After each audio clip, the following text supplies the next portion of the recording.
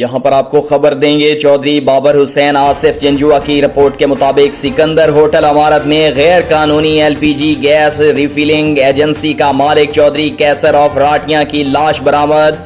ये साहब जिस वक्त हादसा हुआ इस वक्त इमारत की बेसमेंट में गैस सिलेंडर में गैर कानूनी तौर पर रिफिलिंग कर रहे थे, जिसकी वजह से अजीम हादसा रूनुमा हो गया। अभी तक की मुसद्दिका मालूमात के मुताबिक 7 अफराद जाँ बहक हो चुके हैं और 14 अफराद शदीद जख्मी हुए हैं और होटल के साथ साथ 4 के करीब मुख्तलिफ कारोबारी दुकानें भी मुकम्मल तबाह हो चुकी हैं। यहाँ पर आपको एक बड़ी खबर देंगे।